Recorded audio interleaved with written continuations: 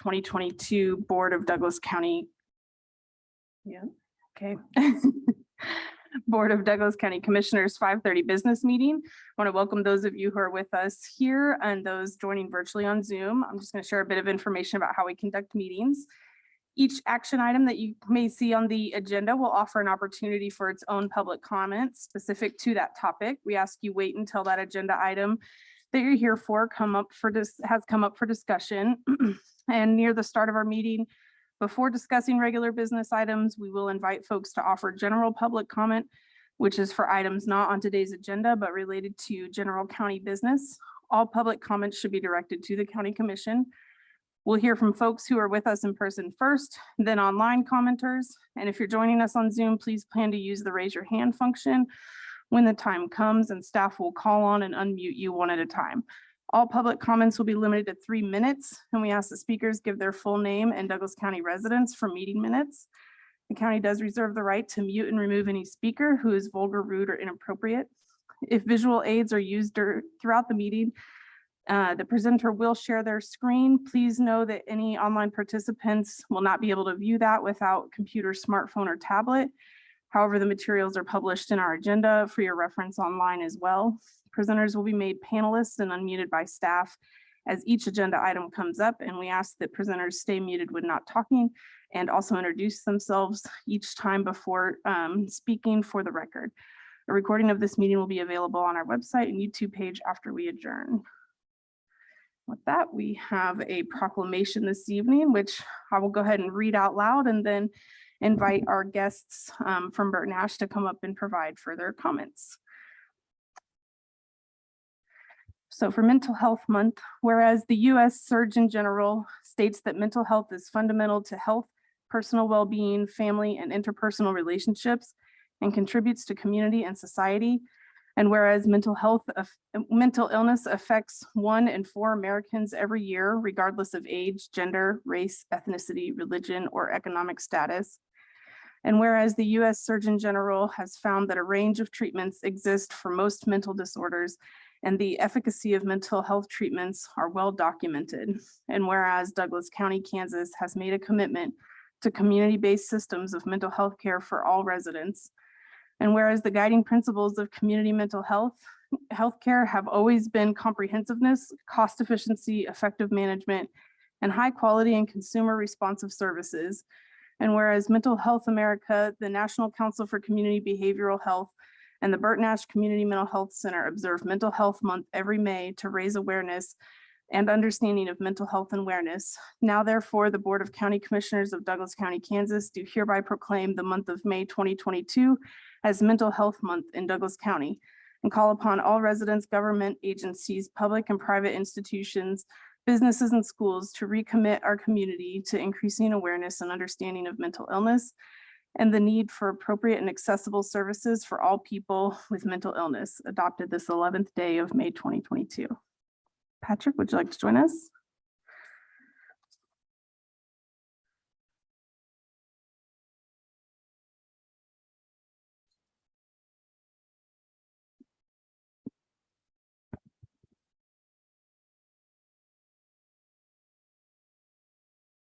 Patrick Schmitz, CEO of Burt Nash.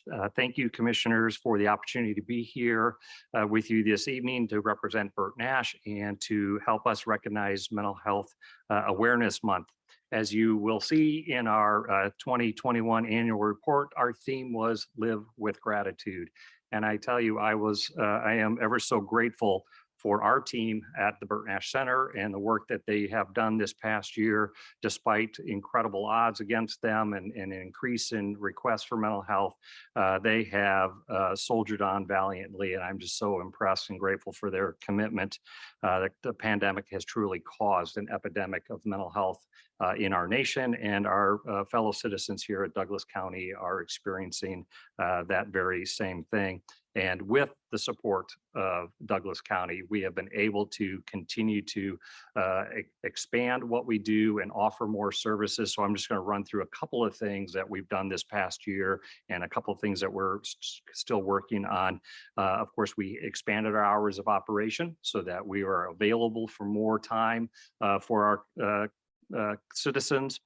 With your significant help, of course, we opened up Transitions, the newest mental health supported housing facility. We were able to train a record number of mental health first aiders. We held 72 classes last year and trained 838 people.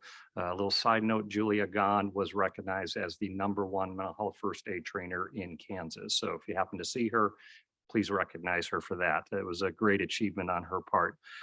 We certainly continued on our path and working with our equity consultant as we continue to learn more and become a more inclusive environment. We were able to receive a $2 million SAMHSA grant that helped us expand services, and that translates to $1 million for 2 years. And so we're really excited about that.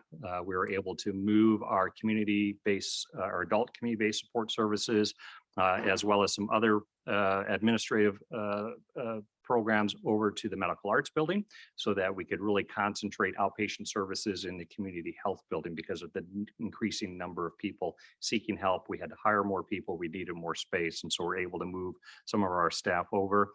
As you may have heard, we're working on our national accreditation through CARF, and we will hope to have that here later this summer.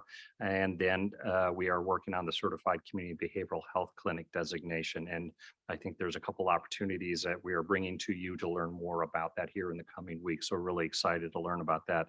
But of course, we can't forget where we're at with the Treatment and Recovery Center, which would not exist without Douglas County.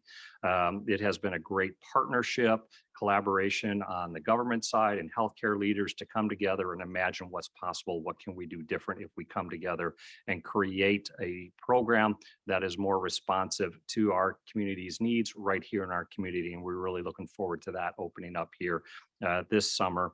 And again, none of that would be possible without your support and the support of Sarah and the rest of her team. So we're so thankful and grateful for that.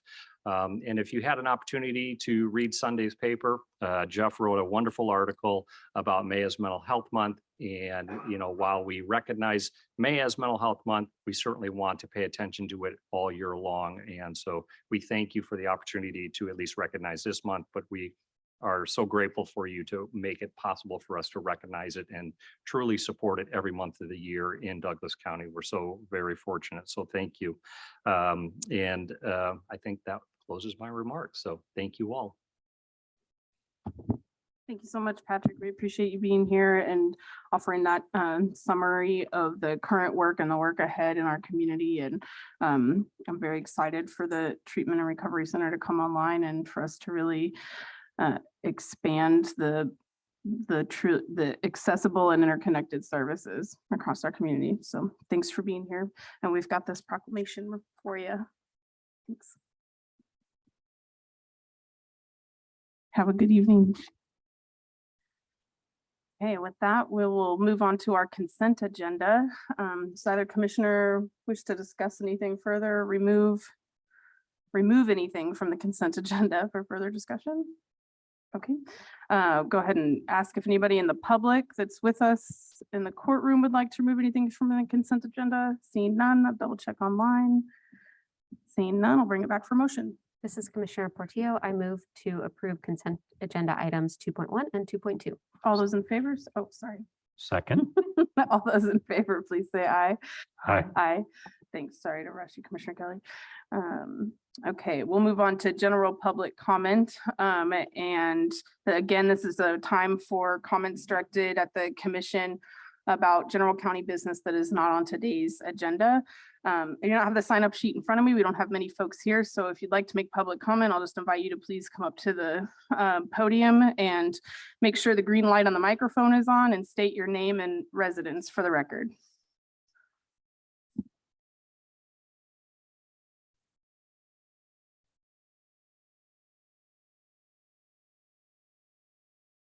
Evening, evening, beta male. I'd like to start off with a quote by Einstein, who once said, "The thing about smart motherfuckers is that they look like crazy motherfuckers to stupid motherfuckers."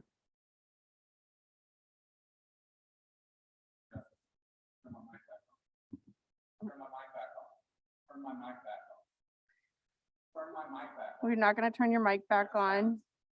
Why are you silencing me? You directed derogatory language at us, so that's the end of your comment.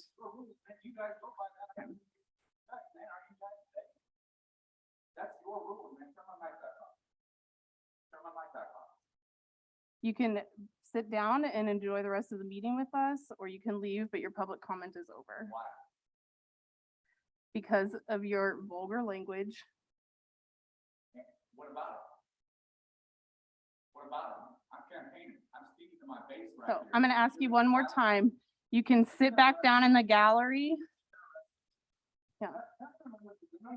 I want to speak, man. I want to speak. You've done this to me a lot. You need to let me speak. No. You need to let me speak. You need to let me speak. This is censorship. I have a right to speak. You can sit down or you can leave. I have a right to speak. You're a tyrant. You're a tyrant. Yeah. You're a tyrant. I'm gonna give you one last opportunity to sit down or leave on your own. This is what tyrants do. I'm in political opposition. You tell me to get out of here. So I come to my base. It's Dr. Speaks, man. This Is there anybody else? fucking bullshit. You fucking know it's fucking bullshit. I'm gonna shut the fuck up, man. This is fucking bullshit. This is fucking bullshit. Wait till I'm up there and I do that shit to you, man. You gonna like that shit? You gonna like it? Please leave. I'm up there and I don't come along. You motherfuckers, you gonna like that shit? No, you're not, man. You're not, because it's fucking wrong. It's America, man. It's America. I see that we have two more folks in the gallery with us. Would either of you like to make general public comment today? Please come forward.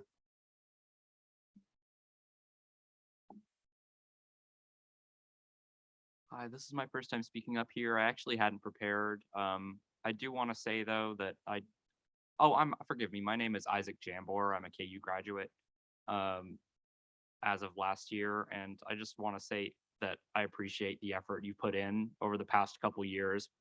I've noticed that given the state of affairs in the U.S., Kansas, and Lawrence, where I live, has remained one of the most stable regions in the nation, and I have you all to thank for that.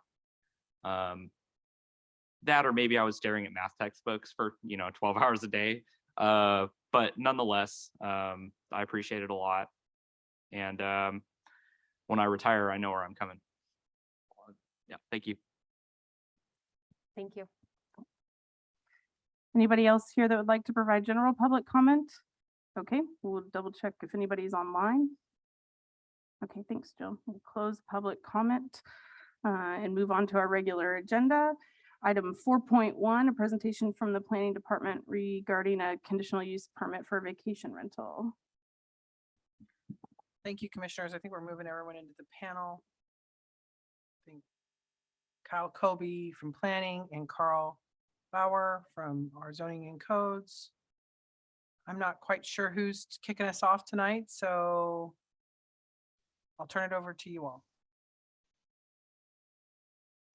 Thank you very much. This is Kyle Kobe with the Planning Department. I'll start us off and I'll kick it over to Carl here in just a minute.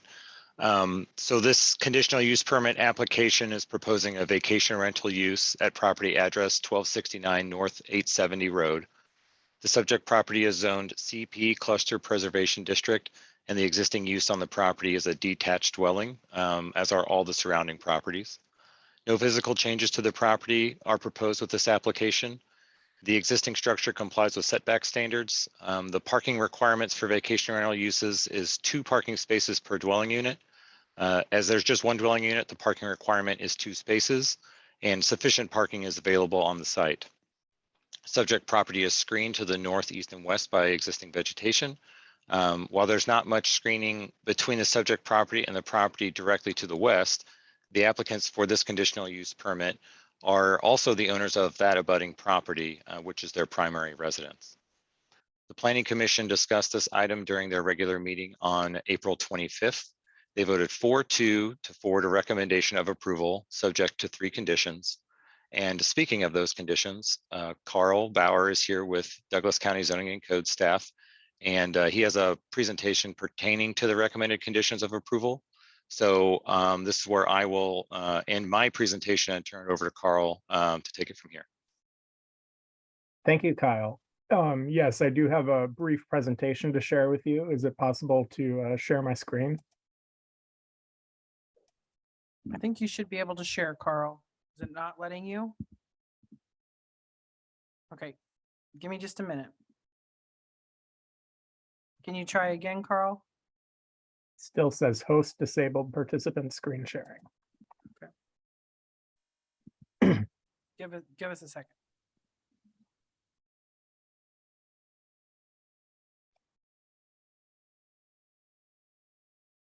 There we go.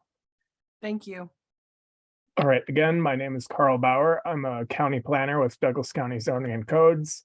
And as Kyle mentioned, this went to the Planning Commission meeting on April 25th, 2022. Zoning and Code staff had put together 16 conditions for the Planning Commission to consider. And in the end, they ended up forwarding 3 within their recommendation for your consideration. So zoning and code still has a few concerns that we'd like addressed in the form of 3 additional conditions and 1 clarifying edit to be a part of this approval. And that's just prioritizing protecting the neighborhood, protecting neighboring property owners. And each of these 3 conditions that we're continuing to recommend were considered agreeable to the applicants.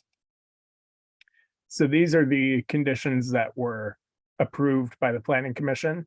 They have to notify us if they're changing their contact information.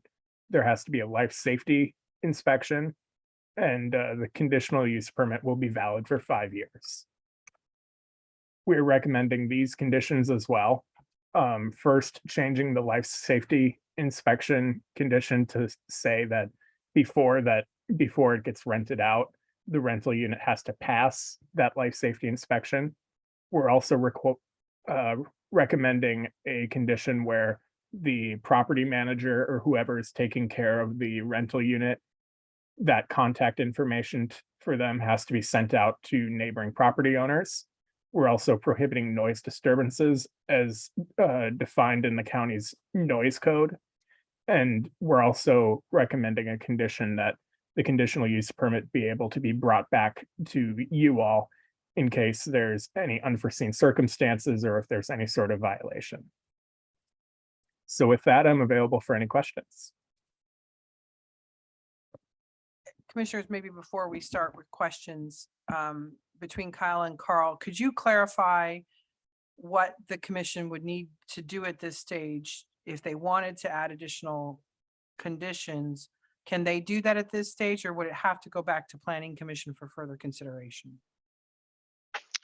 Kyle Kobe with planning staff. I don't believe unless the commission chose to send it back to the Planning Commission for additional discussion, that would not be required. I believe if my read of the Douglas County Zoning Code is correct, a two-thirds majority would be able to recommend approval of a modification to those conditions of approval. Thank you.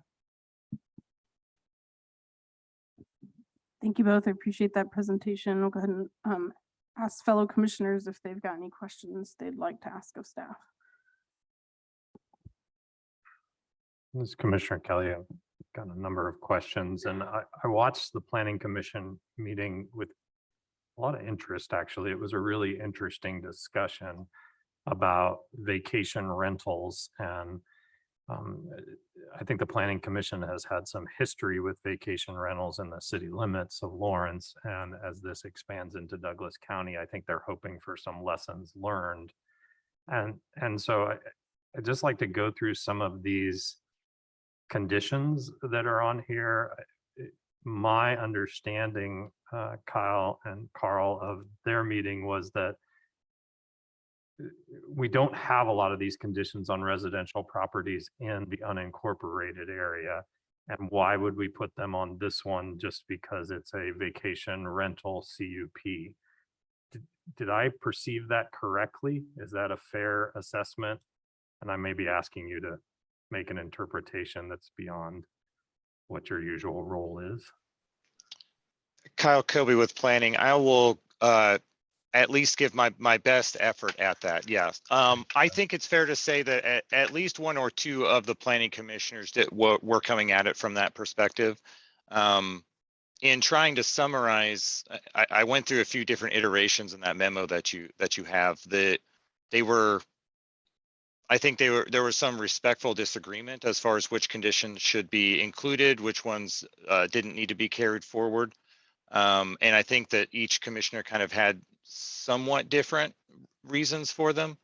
I found it difficult to attempt to summarize all of the different angles that they came at it from. I'm not sure if that helps answer that question, but I think it is fair to say that at least one or two of the planning commissioners did have that perspective. So that leads me to my next question. I'm going to start with 13 because I like that number. But, you know, the subject property shall not be used for storage of recreational vehicles or campers. If it with its current zoning, is that allowed now to store recreational vehicles and campers? Kyle Kobe with planning. I see Tanya has turned her screen on. I might let her go ahead and address that one. Tanya Voigt, Zoning Director. Good afternoon, Commissioners. Currently, right now, in CP zoned property, a property owner would have the right to store a camper that they own on their property. They would have the right to camp in a tent on their property. They would not have the ability to reside in an RV as a permanent full-time dwelling. And because it's CP zoning, which means it's a subdivision, oftentimes the subdivisions have covenants that actually prohibit camper storage or RV storage on those sites. And I don't know if this specific subdivision has those covenants in place or not. We'd have to look at the covenants. But they would have the ability to store an RV or camper on the property with the zoning regulations, as long as the covenants don't prohibit that. Okay, and I'm sorry, I'm just going to go through these one by one because I just think it's thinking about the discussion among the planning commissioners. It was sort of like, well, if these things don't exist now, are we using the CUP process to rezone this property with a different set? And I think you showed at the meeting a map of all the vacation rentals that we think are in the unincorporated count. You know, what we could end up with is a lot of CUPs, and quite honestly, a lot of people who may not come to us and share their vacation rentals if there's all these conditions, and we essentially are going to have to rezone. I mean, you could make the argument that you're rezoning property with the CUP process. So my next one is overnight accommodations shall take place indoor, and outdoor camping is prohibited. Is that allowed in this area with the current regulations? So Tanya Voigt, Zoning Director, we have camping regulations that were adopted with the new zoning regulations in 2020. And as long as it's the property owner using their property for recreational purposes, they can camp on their property. There's a time frame that allows 14 days, consecutive days at a time. And then, then they could pull a camper off if they wanted. This is mostly thinking about vacant parcels, pulling a camper on, pulling a camper off. But the key is that it's typically the property owner using their own property for recreational purposes. I think the intention for these regulations was that people are paying, they can sign up for a HIP camp. There can be 4 or 5 or 6 different families pitching tents in various areas of the backyard. And it was more kind of trying to get some type of condition in place that would prohibit multiple different property, multiple different persons not associated with the house rental, also camping on the site through like a HIP camp type camping service that's available online. Sorry. Okay. So, and Tanya, I remember you, thank you for responding to all these questions. I remember during the meeting, there was some discussion about wanting to make sure that our planning department had the ability, or our codes department had some ability to respond to neighbors' concerns without turning it directly over to the sheriff. And I guess that's more of a comment. I'll save that. I'd love to hear sort of your perspective on which of these conditions, I mean, maybe you want all of them, or maybe based on some of the conversation that happened at Planning Commission, and maybe that's your recommendation to us now.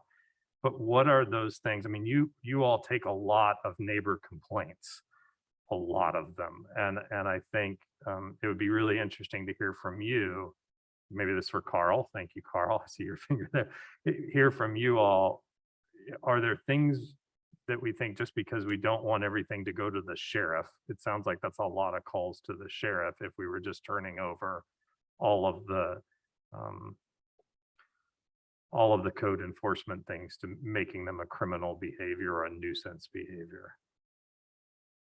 So I didn't put a question there very well. I'd like to hear from you all sort of your thinking on why you put these conditions on, if you changed based on the Planning Commission's discussion, and how confident you are, because we can put additional conditions on tonight, and just how confident you are in these and your ability of your department to respond.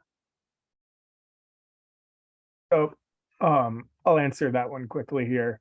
The intent of that neighbor notification, sending a letter out with the contact information to the adjacent property owners, that's so the neighboring property owners can contact the property manager before it becomes a code enforcement issue, before it becomes a law enforcement issue. So it can be handled at that level before it gets to us. And I'd just like to add to that something, that we have dealt with just a little bit through conditions, are that we've just recently, when we were working through a conditional use permit, where we didn't realize how much traffic impact that specific conditional use permit was really causing. So what we had done is we had a local township traffic count done past the property, and then right before you turn into the property. So we could compare what traffic was past that driveway, just normal traffic going up and down the road, and then which traffic was actually turning into that specific driveway. And it increased the traffic from approximately 250 cars a week to 1,300 cars a week. And so when we went back to the conditions, when we were talking with the applicant, because we were receiving repeated complaints from the neighbors, when we actually got down to saying, we need to figure out what to do because this is a lot more traffic than we had anticipated, there was no condition that actually stated the number of people that could go to and from the property, how many students that CUP could have going to and from the property, or anything about traffic. And so we had to reach out to legal, and legal told us that if it was not a condition that was put in place, then we don't actually have the ability to just add a condition because there's a problem. And we don't have the ability to take it back to the Board of County Commissioners unless we have a condition that Carl has brought forward that says any unforeseen circumstances that may be causing an issue with neighbors provides us the ability to bring the CUP back. That's why we feel like that's so important to get in there, because sometimes we just don't think of all of the conditions, and then that actually becomes an area where then we can't resolve it because the condition wasn't added. And if I could add to that, I think it's an idea of, do we add that to like all future CUPs because of that sort of, we don't know what we don't know. But particularly in a situation, I'm not sure that's where we'd want to go, but particularly in a situation where this is really our first vacation rental CUP, I think having that protection of, we don't necessarily know what to anticipate. I think if we could go back in time, I know the CUP Tanya's speaking about, we would have put traffic in that CUP if we had known, but we didn't anticipate that. So I think that's the reason why that condition was added. Now, whether or not that makes, and I would say neighbors always complain about noise, always. Yeah, so to add to the noise that Sarah just mentioned, if there was noise complaints, And we received those complaints. If that wasn't a condition of the CUP, we would just tell them to call the sheriff's office. And then if the sheriff had to keep responding, because it's not a condition, we don't have the ability then to come back to the county commission and say noise is a problem. Because it was not a condition that was added. So that's, it's just legal technicalities. This Commissioner Reed, Tanya, is it fair to say that lots of CUPs of a variety of uses have conditions related to noise, and to kind of reference this noise disturbance in the code that we have for the county?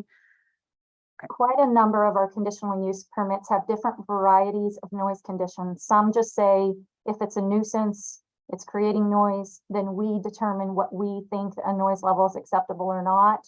Some actually go as far as providing decibels, to where you actually take a decibel meter out to the site when the violation is happening and you measure that noise level. Some, have you measure it at the property line, some have you measure it at the residence, some have you measure it at the nearest residences to the violation or to the CUP, I'm sorry.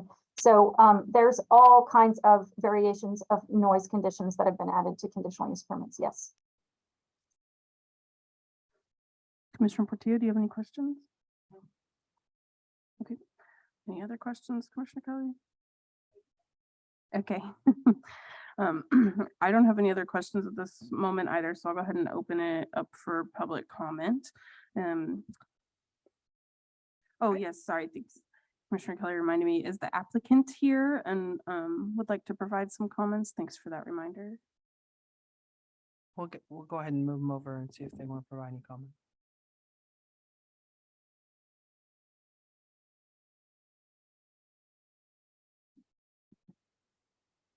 Brian and Ashley, do you have any comment you'd like to provide? Hi, yes, we're here, sorry.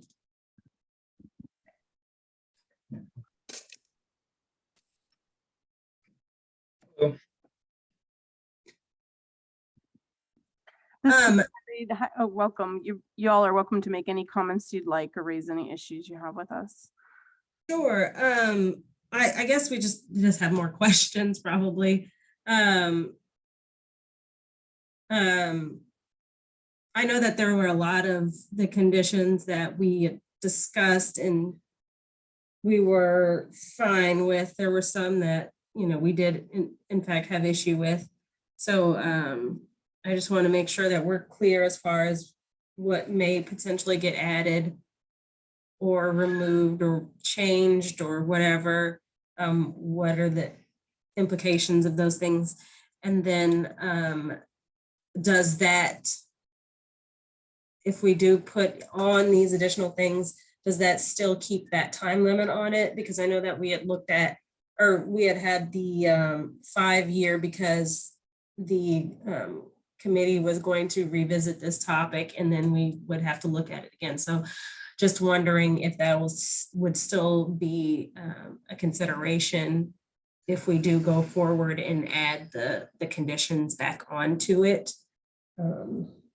What else? Oh, I guess I thought kind of my takeaway from it was that they were going to look at these at a case-by-case basis.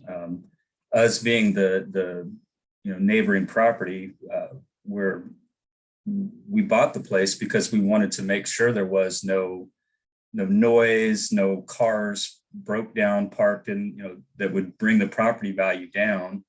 The house stairs into our backyard. We wanted to make sure we knew who was looking into our backyard.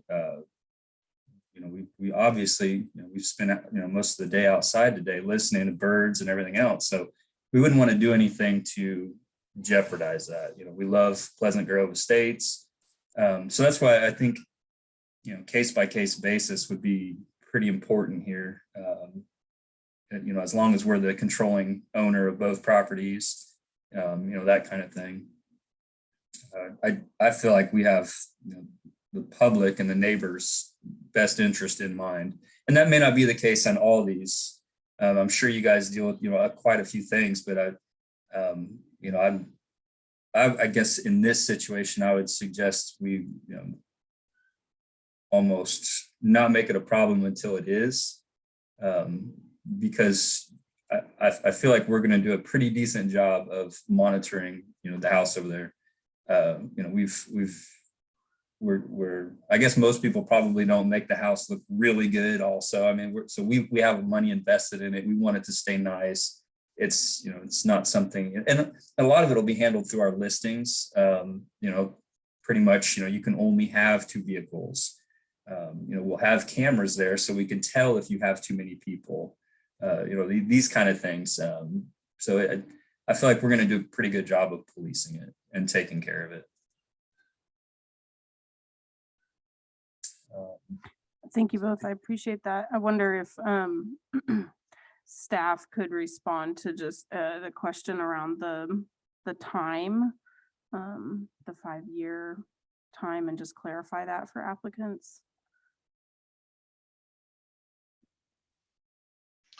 Kyle Kobe with planning. I get at this point in time, that 5-year time limit of approval is still one of the conditions that's listed. That would be subject to the commission deciding to continue carrying that one forward, or if, including one or more of these other conditions might alleviate those concerns and you did not want to include that, you could choose to do that as well. But at this point in time, yes, if you were to vote to approve the conditions as of right now, or adding the ones in that the zoning and code staff suggest, that 5-year time limit would still carry forward at this point in time. Thank you. Brian and Ashley, I appreciate you being here, and appreciate how personally invested you are in this, and that it is a unique situation that we may or may not see, sort of exactly this formula where it's neighboring property. So I appreciate that you're invested in staying in that neighborhood and wanting to maintain a level of respect for your neighbors also. I do personally think that, the noise disturbances piece of this feels like a pretty common condition to impose. I think that it's supported by our code. I think that it hopefully it's a non-issue that doesn't have to be addressed, but that it seems like a reasonable standard. And to that point, I think my larger question for staff is thoughts and ideas about how to establish standards moving forward, with the assumption that we will receive more applications, with the knowledge that you've already been in touch with some folks throughout the unincorporated county. So just, on a broader basis, wondering about how to establish some standards that can be applied more uniformly in the future, figure out what makes sense and is really necessary and applicable, and what might be superfluous, perhaps. So Brian and Ashley, is it the additional proposed conditions from staff, that life safety inspection prior to occupancy, the noise disturbances that we discussed a bit, the contact information from you being provided to neighbors, and that the conditional use permit be brought back to us at Board of County Commissioners for review if unforeseen issues arise in the future? It's indicated in our presentation that you all are agreeable to those conditions after having talked further with staff. And I just want to check in with you about that and make sure that is accurate, and make sure you have space to provide any additional comments on those 4 in particular. Yeah, so I guess the proposed additional conditions, prior to occupancy, the rental unit shall pass a life safety inspection. We agreed to that. I think that's a great idea. We've already purchased, fire extinguishers, all the carbon monoxide detectors, smoke detectors. They're interconnected. But, just a lot of the safety stuff. So I think that's just smart to have. I think one of the things that I question, like the wording of this, like inspection by county building inspectors and up to code. I'm not, I guess, real familiar on, how other ones are done. But to me, that sounds like it could open up like a huge bag of worms that normally wouldn't be an issue. I feel like that's very open-ended to tell somebody like, hey, this home has to be brought up to 2022, standards. That I guess it could be a huge cost that nobody else has to do. I don't know what that means. I guess we agreed to the life safety inspection.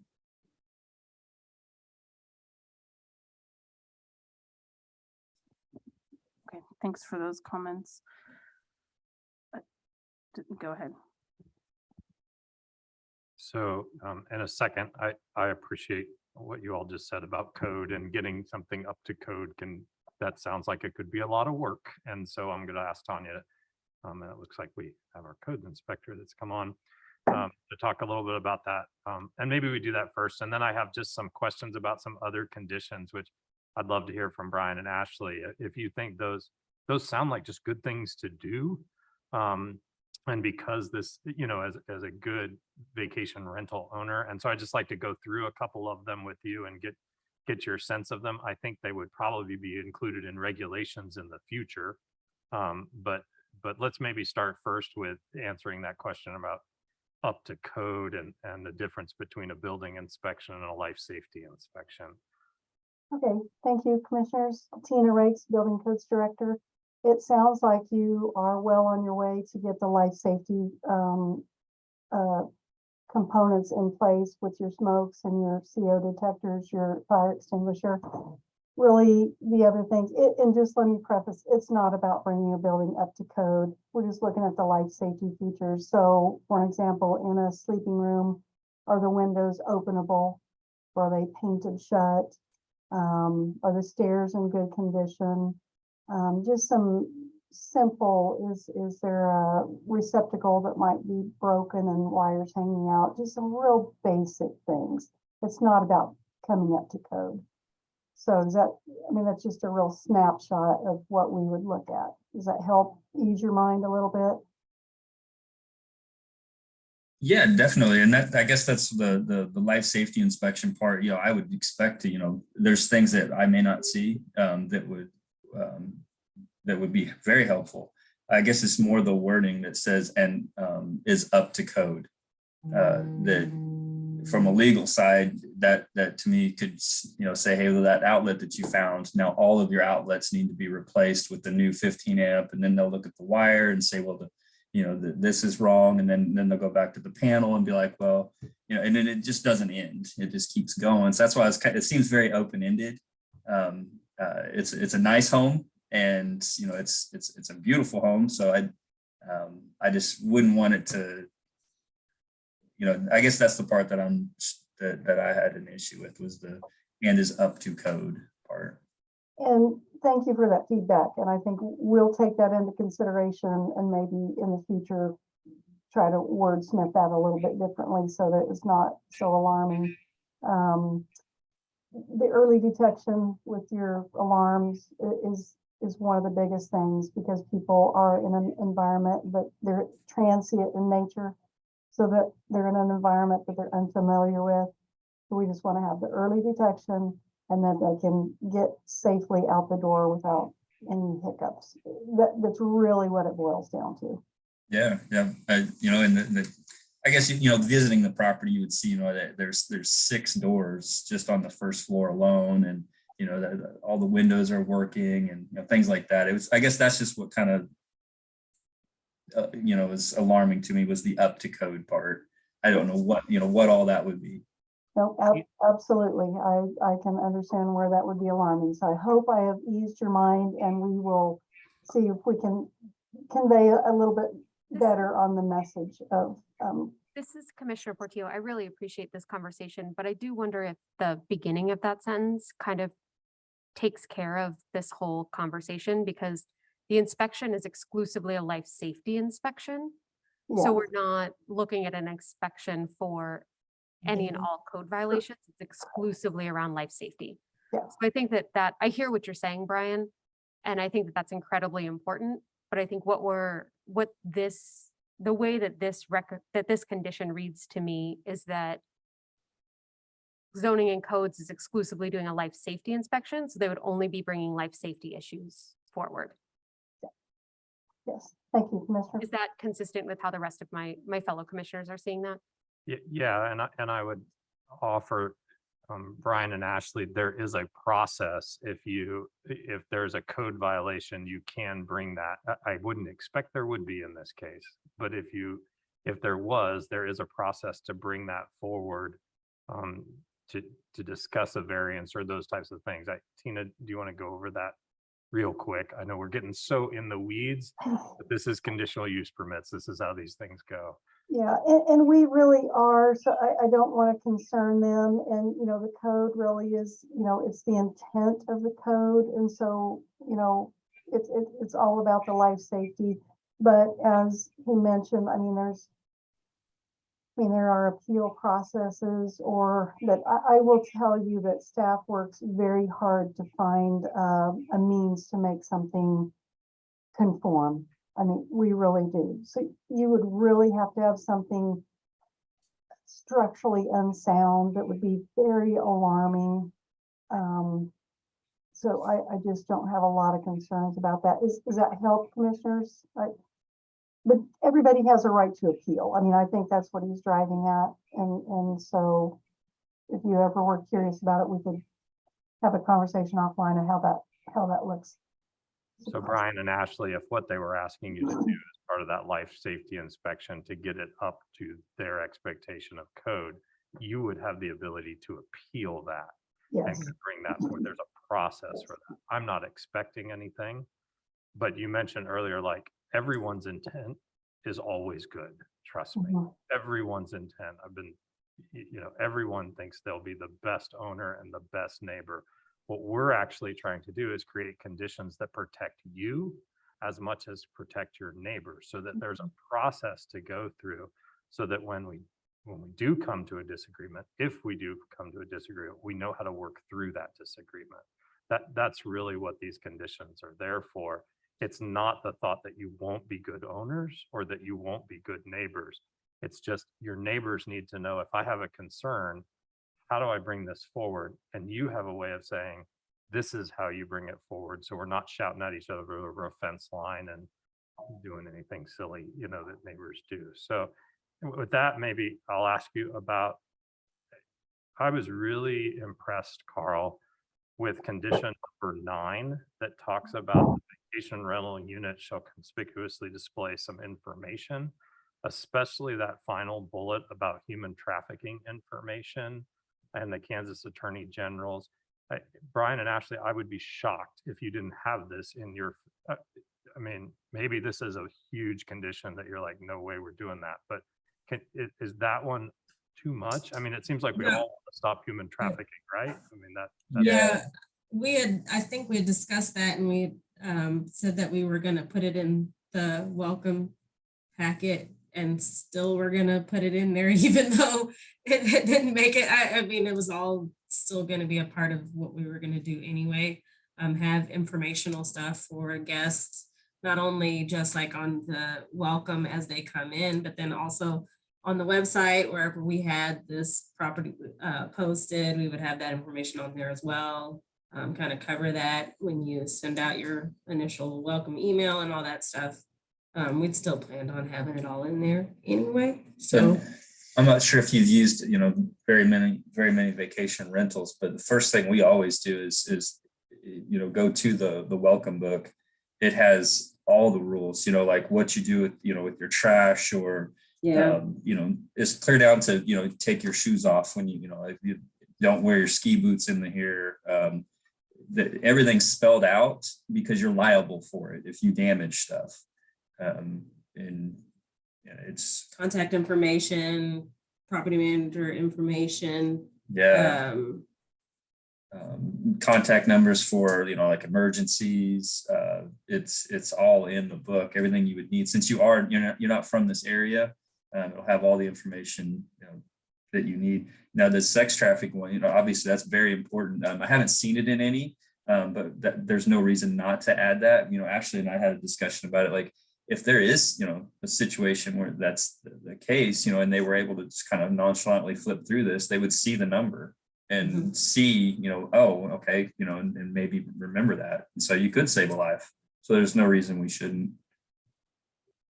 And my thinking is if number 9 is okay with you, then I don't think the one about trash on number 3 is necessary at all, because you're just explaining what the procedures are for trash removal. And I learned a lot about county trash removal listening to the meeting.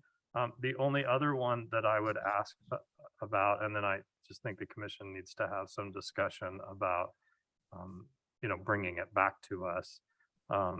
It is that number 4, where the property manager who's available 24/7 while the property is rented. I would expect that that's what you're planning anyways.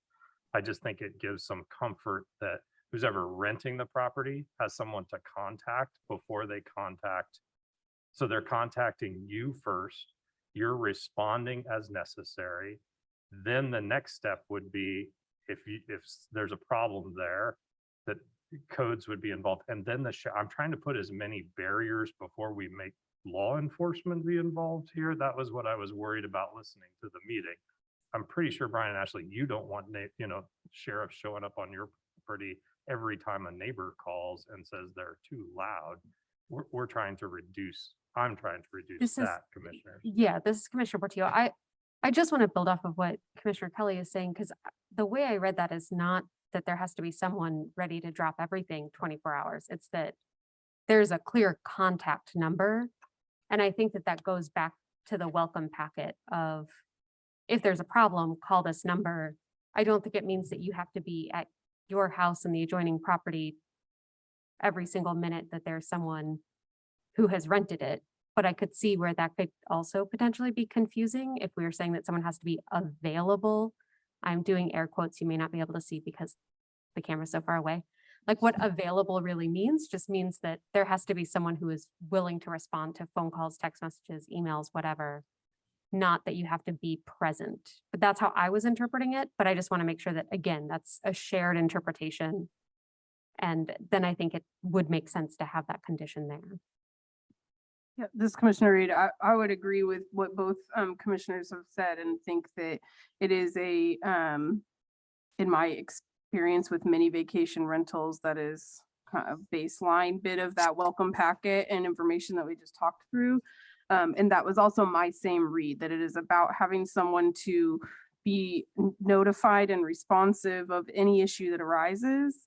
And presumably the property owners in any given situation would want to know about that, right? Rather than learning about it later because sheriff's deputies showed up and now they have to try and get in touch with the property owner. And that's how you find out, rather than having first received contact from the folks that are staying there. So I think that that is also my interpretation of available, and meaning that it's about being able to respond or have somebody respond in your physical presence if you're not available in that way. I also just want to I appreciate you bringing up number 9, Commissioner Kelly, and I think that I actually really like that condition a lot, and it does feel like, in our conversation in the future about standards that we want to follow, that feels like an important piece of it to me because it covers all the major safety issues. And I think it is a given in most vacation rentals, but I would like it to be sort of, I like the idea of it being codified and that language being very clear about base level safety information to be included. Further questions, Commissioner Kelly? I don't think so. I'm just checking with Brian and Ashley. Those 2 conditions, I just want to make sure we're clear, is number 4 on the original in the packet and number 9 are the 2 that I'm talking about adding, and just want to check with you that you don't have any concerns about adding 4 or 9. You're sort of groundbreakers for us here. So I want you to make sure you understand what we're dealing here. So I didn't have the list in front of me. I'm kind of looking it up right now. Sure. And you were saying which Number numbers? 4 is here. Oh, okay, yeah, which was the property managers. Mhm. Yeah. I So, think, yeah, we're fine with that. I think that's, And so there, I think our response was that we would provide the information listed in our welcome book upon guest arrival, and then placed out in the open throughout the entire stay. That'd be great. Okay, super. So we are good with that. Move forward. I didn't have a question. I just was going to point out we still haven't opened this up for public comment. Okay, I think I have one more question in reviewing these again. I think it's for staff, that the number 8 condition, which I kind of lost track of, to be candid, until rereading it right this moment. The conditional use permit is not transferable to new ownership and expires upon the sale of property. And I'm going to admit that I did not finish listening to the entire discussion at the Planning Commission, so this may have been addressed there and I missed it, but can staff speak to both the importance of that or the thinking of it that you all have had, and also, I guess, whether or not there are other examples or other types of conditional use permits where that may be a standard that's been applied, if it has? Sure, I can answer that for you. In communities that have short-term rental and vacation rental regulations, this is one of the most common regulations that they have, that this permit is issued to a person and it doesn't necessarily stick with the property. So that's the thinking behind it. So we would like, if there is some kind of change in ownership, like we're looking at this property, if the owner isn't living next door, that does sort of change the idea behind the recommendation of approval and everything.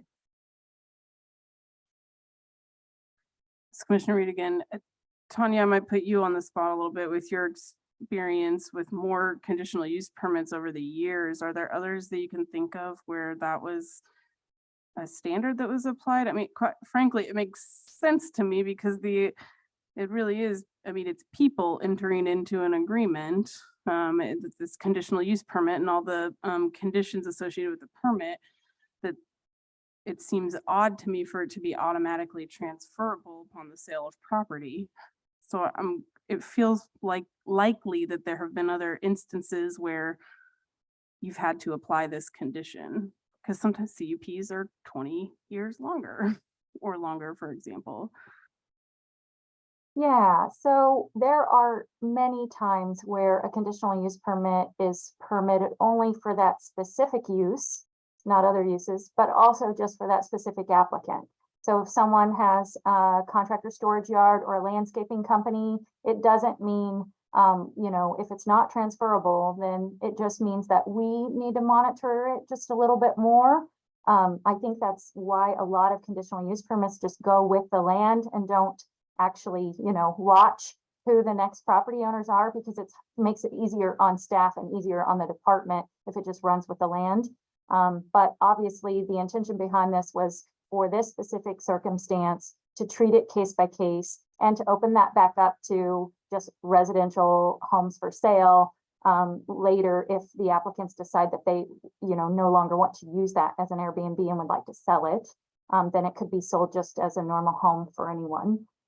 So yes, it does happen. It doesn't happen quite as often, but the nice part about the condition is if it does sell to a new property owner, then the conditional use permit just kind of falls off. We don't have to take a bunch of action then to bring it back, have it removed, and go through a whole process. So that's why that condition was added. So Kyle, you might want to weigh in on this one, because this was tricky in the city, right? Because of the transfer of ownership. Ownership is key here, because Brian and Ashley, maybe you bought that house with cash, right? But maybe your bank owns it as well. And so the way it reads would mean that if you know, whoever owns it at that time, if they sell your loan, someone else then owns it. Would they need to file, Tanya, for another CUP as that? Because that's what ownership would mean, right? So for us, how we treat ownership is the deed.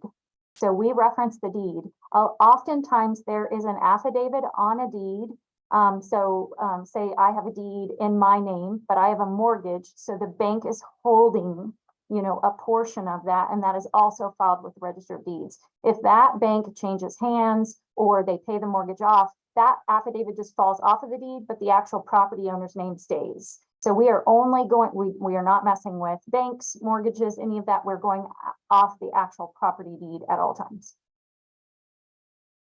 I don't know how they do that in the city, so Kyle may have more information on that. So Kyle Kobe with planning. I don't know the details as far as ownership transferring when that changes hands, how that works in the city. I know that at one point in time in the city, we were managing these through a special use permit process, which is sort of the city's equivalent of the CUP. Excuse me. I think that did not last very long. I think while that was in play, that might have been something that was considered as I don't know. That was right around the time when I first started. So I wasn't fully up to speed. I know that right now it is done through our rental licensing program, where it is going to be more directly tied to, you know, kind of a similar situation to this, where it's that person is responsible for maintaining that rental license in good standing. And I don't remember what the turnaround is on that, but there's a I believe that there's maybe a 2-year time limit where you've got to renew it after that amount of time.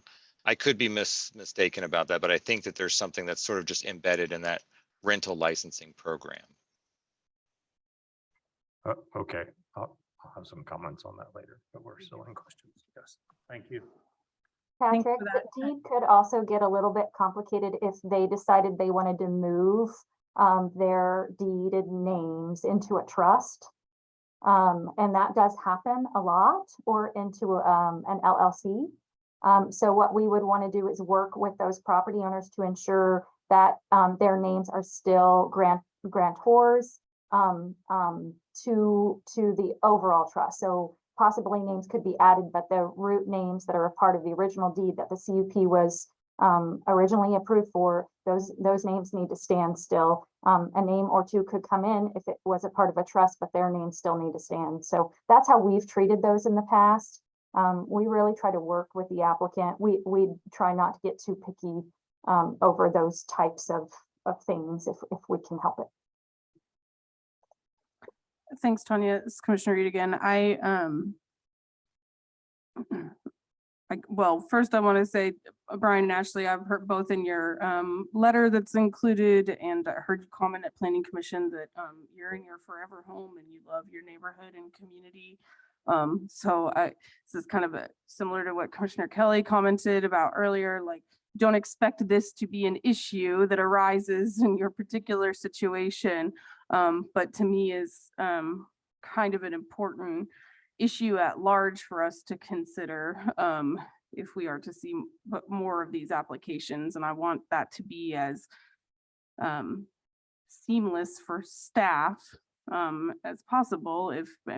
Property ownership changes with some regularity, and it personally doesn't make sense to me that a CUP for a vacation rental would stay with the property rather than the owners of that property who wish to use it as a vacation rental. So I like that condition. It seems important to me.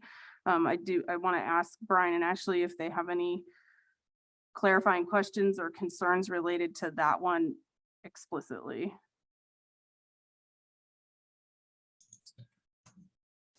Yes, I guess we're kind of, Ashley and I are in agreement that if we were to sell the property, we would not want it to become just passed on. Yeah, we would not want it to pass on, because we don't know if they would have our same values. And so we would want a family to purchase it and then possibly go through the steps, that we've done as well to get a new CUP in place. Great, thank I you. think it was an important thing, though, what Tanya called out about the LLC thing, you know, from a standpoint of Trust. protecting ourselves. That is something that we did look into, and I want to make sure that that doesn't jeopardize anything.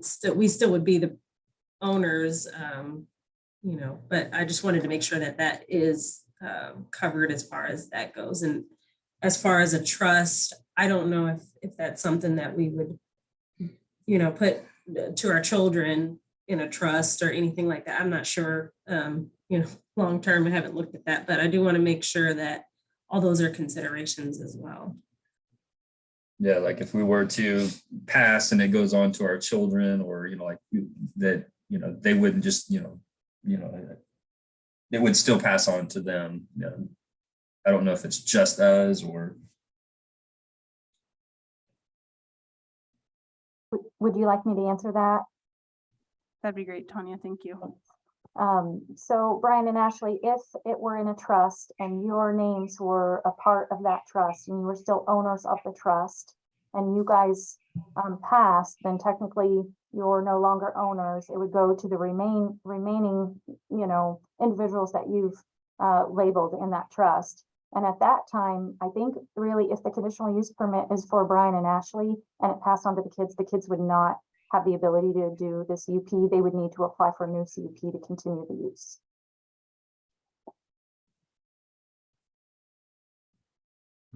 Thank you, Tanya. Okay, those are all my questions. I'm going to double check with Commissioner Kelly and Commissioner Portillo. Any further questions? Okay. You still thinking? No, I'm good. Okay, sorry. Sometimes it's about reading body language up here. Okay, I'll go ahead and open this up for public comment. Just see if anybody's online that has comments. Okay, we'll go ahead and close public comment, seeing none, and bring this back for discussion. I will open it up to fellow commissioners. This is Commissioner Portillo. I do just want to say thank you, Brian and Ashley, for being the first test case of us going through this. And really talking through all of these hypotheticals and what ifs. And I do appreciate kind of how the conversation evolved around what will this look like long term. I also think it sounds like we need overall regulations for how do we deal with vacation rentals in the unincorporated areas in the county. And I know that's coming. We're just trying to get ahead of it with this particular CUP. So it sounds like we're in a good place from what I can see going through the ones that we do want to add back and how that makes sense. So I'd just like to have a discussion. I understand that staff would really like to be able to bring it back to us if there are concerns. I am concerned for the property owners in that case, that anytime anyone elevates a concern, it could come back to us. And if I was a property owner, I'd be like, well, wait a minute. How many times are we going to bring this up and add another condition? Like, we don't have our regulations in place on that. That's not their fault. That's our fault, right? And that's the work that we need to do. So I'd just like to get the sense from the commission. I'm fine with saying they get 5 years. They're locked in with this deal for 5 years. In 5 years, we can come back and hopefully by then we won't have CUPs. We'll have a registration process that owners would do. But, you know, I think they're asking great questions that we need to think about. But in return, because we don't have regulations in place or a registration in place, I don't think we can ask them that every time somebody comes up with something. And I know you wouldn't, Tanya, and I know you wouldn't, Carl and Kyle, I know you wouldn't. But in case we do, right, I don't think that's fair to Brian and Ashley, the property owners, to have to keep coming back and we'll fight out each condition as we go. This is the best I think we can do right now, and let's just leave it there for 5 years. I'm good with that. Yep, that makes sense to me. I appreciate that suggestion. Any further comments from commissioners? I would only say, I think this transferring conditional use not transferring conditional use permits is a sticky wicket. And I think in the county, we maybe are easier going on that. The city has had Commissioner Carpenter has lots of thoughts on that, our planning commissioner Carpenter. And I think I'm fine with this one, but I want to make sure it's not a practice that we do. This one is a very unique case in that they are the neighbors who own that property. And I'm fine with this one, but we got to be careful about ending CUPs with ownership. That can be a little problematic, I think. So I can see some benefits to it, but I would rather say this is not the norm, but this is a unique case. So I'm okay with that one. But I just wanted to say that. I appreciate that. I do think that this is one of those things where sometimes CUPs have to have those unique things because we don't have regulations in place. And so that's where I would just emphasize that once we have a registration process in place where owners can go through that, then it'd be a registration process that I would hope wouldn't stick with the property. It'd be about registering, and that's about ownership. And so that would be a different thing. So I think this is a really unique case, but that's also why we should have that on this unique piece. But if we can just say unique 5 more times, I think we'll be covered. How does it feel to be precedent setting, Brian and Ashley? Thank you for your service. So if I'm hearing us right, I think that I definitely agree that the 5-year limit right now makes sense and is very reasonable, and maybe we will have developed regulations or learned some things in the next 5 years that might look different on a future application. So with that, it sounds like we have some consensus around the 3 recommended conditions from Planning Commission and the first 3 additional conditions that were recommended from staff, which is just to recap the prior to occupancy life safety inspection, contact information of property managers being made available, and the noise disturbances being prohibited per our code. And then I think we also discussed wanting have some consensus around adding back in original conditions number 4, 8, and 9. Does that feel like an accurate summary from our discussion? Okay, the numbering is a little bit weird on those. So I didn't mention the numbers in the proposed additional conditions, but staff, did that track right for you? Okay. Kyle, do you have those, Kyle? So just to make sure, excuse me, it sounds like all the conditions that the Planning Commission voted to forward, that those were yes. Also the modifying the language for prior to occupancy, the rental unit shall pass life safety inspection. The contact information for the property manager shall be included, the noise disturbances, and then numbers, I'm sorry, give me a second. I've got too many screens up, too many windows up, sorry.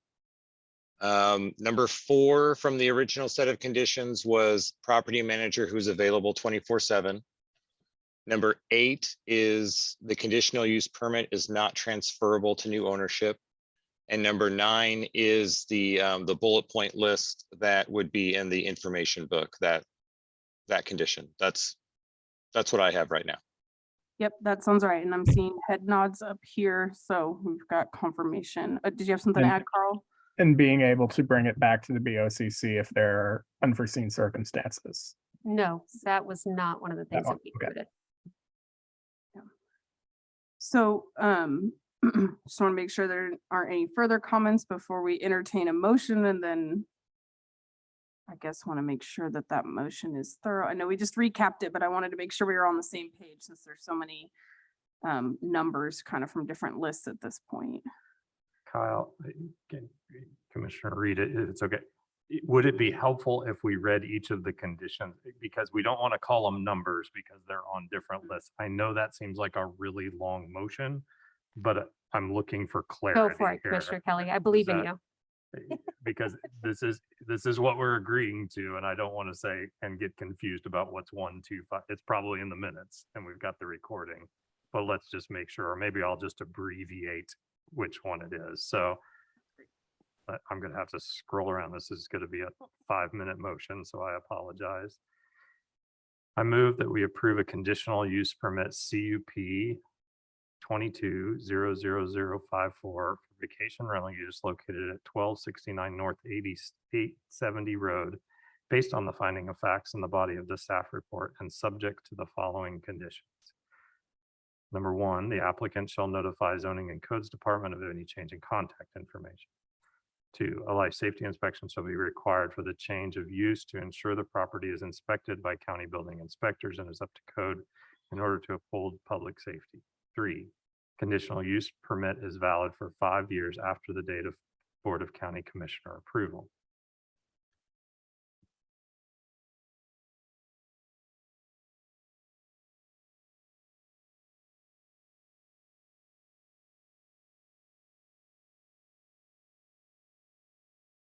I'm going to amend my motion because, oh no, we got that right. Okay. 4, the contact information for the property manager shall be included in notification letter to neighboring property owners so the property manager can be contacted in the event of an emergency or disruptive guests. 5, noise disturbances as identified in Chapter 7, Article 2 of the Douglas County Code are prohibited.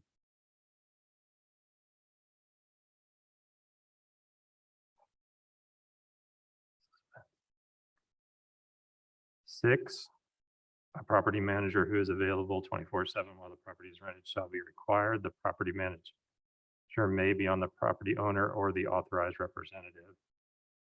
8, the conditional use permit is not transferable to new ownership and expires upon the sale of property. And 9, inside the vacation rental unit, the applicant shall conspicuously display the information listed in the packet.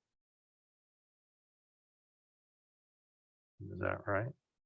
Second. All those in favor? Say Aye. aye. Aye. Thank you all. Brian and Ashley, thank you again for your time. We really appreciate the discussion. And thank you, staff. I think some of y'all are staying with us as we move on to the next agenda item, which is another presentation from the planning department to consider conditional use permit for equipment storage light. Thank you, Commissioners. We're moving Catherine Week into the panel for the presentation. Good evening, Commissioners. I got disconnected there for a second. Are you ready for me to start? Yes, thank you. Catherine Week with the Lawrence Planning Office. I'm here to present the second CUP item, which is CUP 22-00030. It's a conditional use permit for equipment storage light, which is a use designated under the CUP uses. And this location is at 1074 North 100 Road. And I did prepare a 7 or 8 slide. I can either share the screen or I can verbally walk you through it if you would prefer. I can, whichever you prefer. Whatever your preference is, I think we all have it available in front of us, so you can just summarize if you'd like.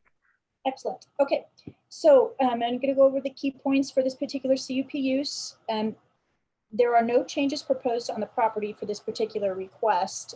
The applicant has been operating as a home-based business in the county. However, with the change of codes in 2020 in the county, anything that encompasses exterior storage is no longer able to be done as strictly a home-based business. So to continue their use, the county, let them know that they need to go through the CUP process for that exterior storage. And so they're coming forward with the CUP request for the storage of that light equipment at their property that's associated with their snow removal business. So the storage, as I mentioned, of light equipment and trucks does require a conditional use permit. This property is located in the AG-1 zoning district, which is the ag district. And that does, as I mentioned, require that CUP for this use. As a service-oriented business, this particular business doesn't really generate any on-site customer traffic. The services are provided to customers at their location, but the storage for the equipment associated with the business would take place on the site. Storage for equipment for other businesses or persons that are not a resident of 1074 North 100 Road is not included in this CUP request. That would be prohibited as part of the conditions. So this is only for this business and this the property owner. There, as I mentioned, no current proposed changes to the site or buildings on the site. The existing barn, storage containers, and there's a designated area near that, that location that the light equipment can be accommodated. Any future changes to the site, if they were wishing to expand or have additional accessory buildings, that would require building permit approval through Douglas County zoning and codes. And so this UP is not covering any expansion at this time. So prior to the staff report, we hadn't received any comment. We did receive a phone call from a neighbor who was, asking what the CUP was for, and just wanted us to be aware, wanted the Planning Commission to be aware, that there is drive-through traffic activity at that location. The storage activity on the site, this is a 20-acre parcel. There's one residence, a barn, kind of a large open area where they're storing stuff, and some storage containers. Most, or actually all of the activity is taking place on the north portion of the site. It's approximately 1,200 some linear feet from the right-of-way. And it's at the uppermost north portion of the site. So it's quite a bit of distance between the right-of-way and where the storage of equipment would be taking place. And so staff has reviewed the 8 criteria associated with CUP requests. The staff does feel that this CUP request can meet the requirements for a CUP with some mitigating conditions applied so that there's no negative impacts to any neighbors. So staff recommended approval subject to the conditions listed in the staff report. The Planning Commission also is forwarding a recommendation of approval. A slight change from what staff has recommended is that the Planning Commission is recommending conditions 1 through 8.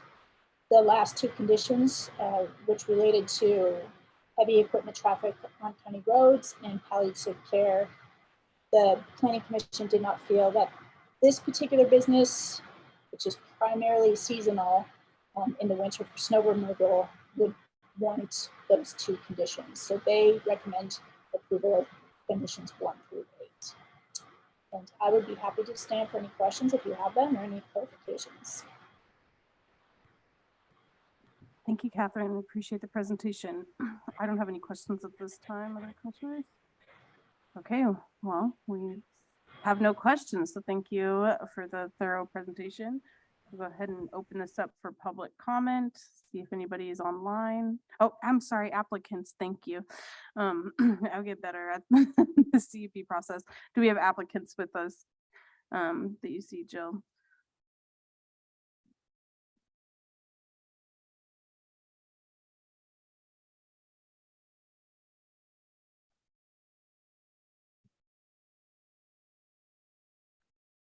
I see Zach Price on the panel. You can go ahead and unmute yourself and provide any comments that you'd like.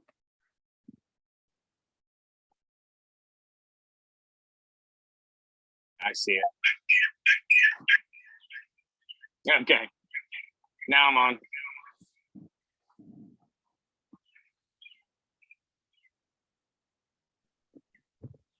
Zach, we can hear you. Can you hear us? I can't hear you. Okay, go ahead. I do not have any comments. Okay, thanks. Thank you for the reminder, Commissioner Kelly, and thanks for your time and being here, Zach. Okay, we'll go ahead and open this up for public comment now. Anybody else online with their hand raised? Okay, close public comment, bring this back for any comments or discussion.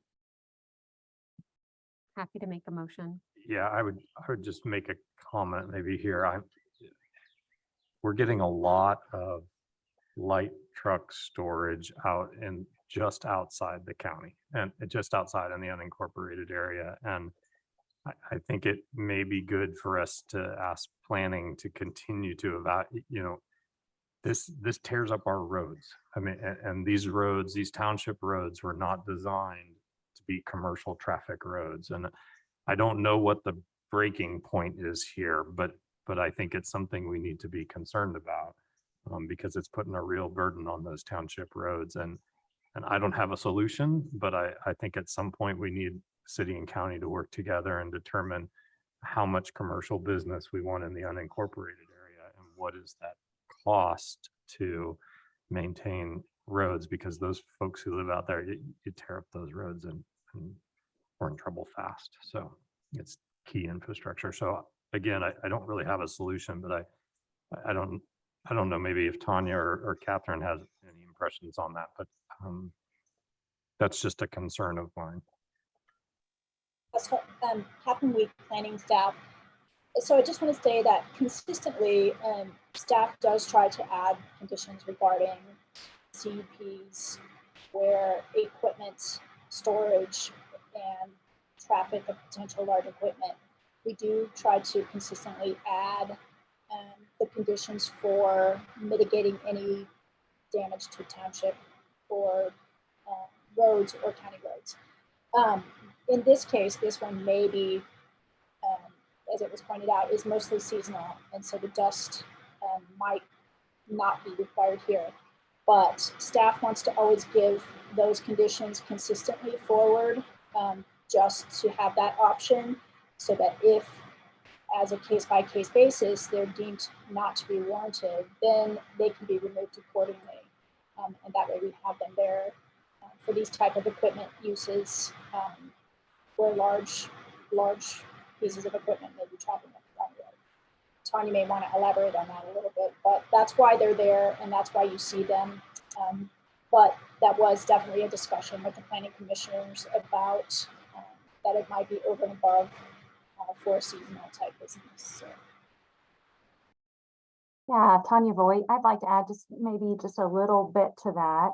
So it does get extremely complicated when we are thinking that we have also a lot of type 2 home-based businesses out in the county that are just registered home-based businesses that you guys, aren't necessarily in contact with or seeing, but that we are regulating and trying to manage traffic and road complaints about on a daily basis.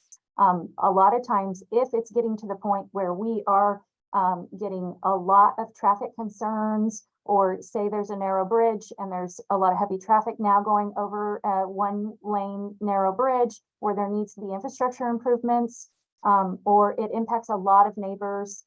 Truck traffic from the nearest paved road on this specific one crosses about 15 or 20 property owners. And so dust palliative would be huge for, a property like this one. And I think what we're also trying to grasp with is we kind of got a little bit of direction. The Planning Commission made a recommendation that the zoning office kind of re-look and assess the home-based business regulations, because, for example, this one they really felt like was something maybe that was still minor enough that maybe it didn't need to get a CUP. So we're just kind of struggling with, as these home-based businesses are growing and they're just getting to the point that they really don't, they're too big, they have too many employees, they have too much exterior storage, those type of things, where that impact is getting greater and it triggers them to a CUP, that's our safe spot to say, okay, now let's look at infrastructure, let's talk to the townships, see what the townships think, those type of things. But I'm not sure what the future of the new home-based business regulations or what direction. I think we haven't had any meetings to kind of get a feel for what that means, but we do have a lot of home-based businesses that have a lot of impact on the local roads as well, that we're not assessing those type of things. So I think it's a good thing to look at and try to make a little bit possibly more fair, because home-based businesses have grown a lot. I think in about 6 years we had 6 years ago, I think we had maybe around 100 or 120 home-based businesses, and I think we have almost 400 and some now. So it's huge. So there is a lot of impact going on around the county, and there's a lot of commercial happening in the unincorporated area, and it's a lot to take in and try to come up with solutions. So we look forward to it. Commissioner Reed, thank you both for those comments, and thanks Commissioner Kelly for bringing that up. I agree that we need more thinking through, it sounds like a lot of different kind of pressures and issues that bring up this question and raise the concern of how to mitigate the damage that can be done and how to figure out who's got some responsibility and how to spread that responsibility fairly. So appreciate those comments. Does that bring up anything else for commissioners? Okay, then I'm ready for a motion. This is Commissioner Portillo. I move to approve conditional use permit CUP 22-00030. Second, all those in favor? Oh.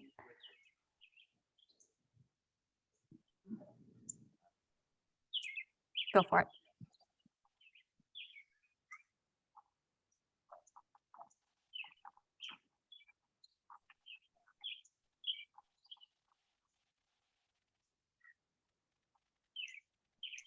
Go ahead, second that. All those in favor, please say aye. Aye. Aye, great. Thank you, Catherine. Thank you, Tanya. Okay, that closes out our regular agenda. Is any commissioner or Sarah, do you have any appointments to discuss this evening? I did pass along information on the Heritage Conservation Council reappointments.